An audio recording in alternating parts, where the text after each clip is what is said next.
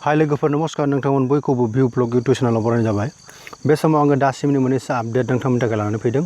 बेनिखायनो नोंथांमोना बे भिडिअखौ जागायनायनिफ्राय जोबजासिम नायलांबानो जाबाय। लेटेस्ट निउस आपडेट प्लिज डु साबस्क्राइब भिउ ब्लग इउटुब चेनेल। नोंथांमोना भिउ ब्लग इउटुब चेनेलखौ साबस्क्राइब खालामनानै ला। जेब्लानो आङो बेवहाय भिडिअ आपल'ड खालामो अब्ला नोंथांमोना बयनिख्रुइ गिबिसिन इमेलनि गेजेरजों आपडेट मोननानै खबर मोननानै जाहाथे भिडिअखौ नायनो हायो। बेनि थाखायनो नोंथांमोना बे चेनेलखौ साबस्क्राइब खालामनानै लानो हागोन। स' लोगोफोर बे समाव एक नम्बराव आंजों लोगोसे नोंथांमोना नायफानो हागोन। आसामनि 3 मानसिनियाव दिल्लीयाव कर'ना भाइरास मोनदों।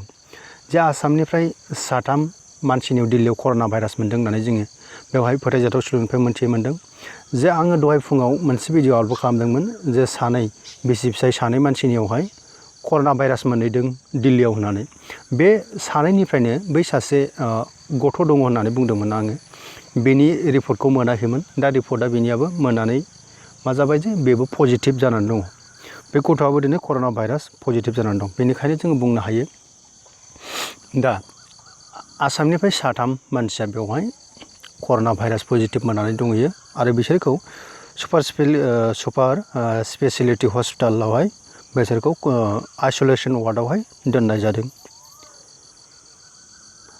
Rajiv Gandhi super speciality hospital Rajiv Gandhi super speciality हस्पिटालावहाय बिसोरखौ मायाव दोनदों जे आइसलेसन वार्डआव दोननाय जादों। स' लोगोफोर बे समाव नोंथांमोना आंजों लोगोसे नायफानो हागोन 2 नम्बरावहाय 2 नम्बराव दङ आसामनिफ्राय राजस्थानाव दिनै थांगोन लकडाउनाव थाबथानानै थाफैनाय सुबुंफोरा। जे राजस्थाननि गोबां सुबुंफोर आसामावहाय थाबथानानै दंफैयोमोन। जे बिसोरखौ दिनैहाय 11टा बाजियाव लांनायनि खोथामोन, बिसोरखौ लांबाय। दा बेबायदिनो बिसोरो गोबाव समनिफ्रायनो बेवहाय आसामाव जोंनि आसामाव गुबुन गुबुन जायगायावहाय दङमोन आरो आसामावहाय थाबथानानै थाफैनायफोर। दा दिनै बिसोरखौ लांनाय जासिगोन। बिसोरनो जाहैबाय जे जयपुरनिफ्राय कटा बेबायदिनो गुबुन गुबुन जायगानिफ्राय दंफैयोमोन आरो राजस्थाननि। दिनै बिसोरखौ लांनाय जाबाय।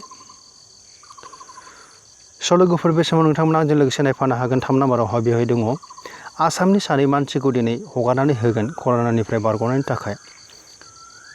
जे दिनै 2 आरोबाव आसामनिफ्राय गगोन जे कर'ना भाइरास जानायनिफ्राय दिनै हगारनानै होगोन। बेखौ दासिम हगारना होनाय जायाखैमोन नैबे भिडिअखौ बानायसान्दियाव।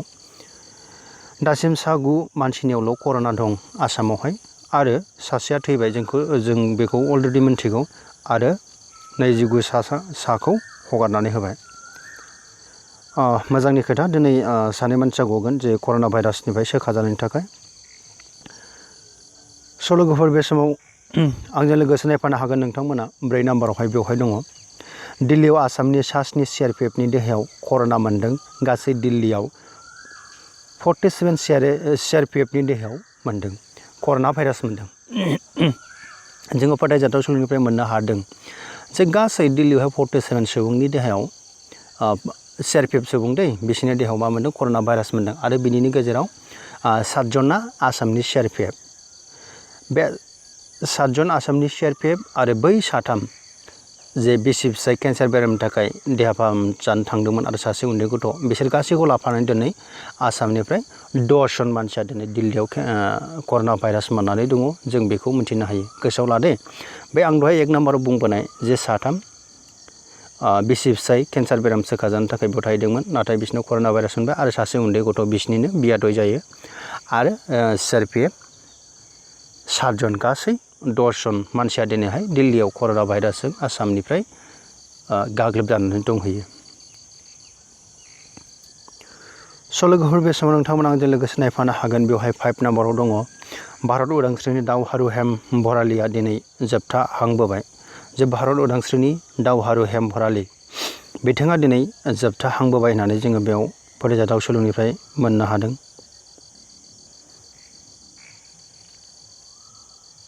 जे बे थैनाय समसिमाव बिथांनि बैसोआ 103 बोसोर जाबायमोन। 103 बोसोर बेवहाय नोंथांमोना नायनो हागोन आरो बिथांनि थैनायाव दिनै सर्बानन्द सन'वाल बिथाङा दिनै कन्डलेन्स फोरमायथिदों आरो बिथांनि देहाखौ हादरसानि मान बावनायनि गेजेरजों दिनै जोबथा मान बावगोन बेखौ जोङो मिथिनो मोन्दों। आरोबाव लोगोसे बे समाव नोंथांमोना आंजों 6 नाम्बाराव लोगोसे नायफायोब्ला नुनो मोनगोन जे बलिउडनि एक्टर इरफान खानआ 53 बोसोर बैसोआव दिनै जोबथा हां बोबाय केन्सार बेरामनि थाखाय। जोङो मिन्थिगौ जे बलिउडनि एक्टर इरफान खान बिथाङा दिनै 53 बोसोर बैसोआवहाय जोबथा हां बोबाय। बिथाङा गोबाव समनिफ्रायनो मा जानानै दंमोन जे केन्सार बेरामजों साग्लोबजानानै दंमोन आरो दिनै बेनि थाखायनो केन्सार बेरामनि थाखाय बिथाङा दिनै जोबथा हां बोबाय। स' लोगोफोर बे समाव नोंथांमोना आंजों लोगोसे नायफानो हागोन 7 नाम्बारावहाय बिपि बा स्टेट इलेक्सन कमिसननियाव बिटिसि इलेक्सनखौ कन्डाक्ट खालामनो डिमान्ड खालामदों। जे जोङो मिन्थिगौ जे बिटिसिनि गोहोआ गभर्नरनि आखायाव थांनाय लोगो लोगो दिनै बिटिसिआव गोबां बेबायदिनो दावराव दावसि पलिटिकेलि दिनै बिपिएफआ बेनिखायनो मा खालामदों जे बिसोरो गावसोरनि गोहोखौ गोमाजानाय मोननानै जे बेयाव गोख्रैनो इलेक्सन जानांगौ होननानैहाय डिमान्ड खालामदों। आरो राज्यो सभानि एमपि बिश्वजित दैमारिया बुंबावदों जे बिटिसिआव मोनबो रोखोमनि कर'ना भाइरास गैया, दासिमबो मोननाय जायाखै। गुबुन गुबुन जायगानि मानसिफोरखौ बेयाव फैहोआलासेनो बेयाव मा खालामोब्ला फैहोआलासेनो माखासे राहाफोरनि गेजेरजों इलेक्सनखौ खुङोब्ला मोजां जागोन होननानै बुंदों। आरो गुबुन गुबुन मानसिफ्रा रायजो राजाफ्राबो गभर्नरनि बेंनायाव गोजोननाय गैया होननानै बिथाङासो बुंदों दे, बिथां बुंनाय बाथ्रा बियो। आरो इभेन बुंबावदों बिथाङा जे इउपिपिएलनि मानसिफ्राबो जे गभर्नरनि रुल्सआवहाय गोजोननाय गैया होननानै बुंदों। बिथांनि बुंनाय बाथ्रा दे बियो। स' लोगोफोर बे समाव आङो बेखिनि दासिमनि आपडेट लानानै फैबाय। नोंथांमोना भिडिअखौ मोजां मोनदोंब्ला लाइक खालामदो, कमेन्ट खालामदो, शेयार खालामदो।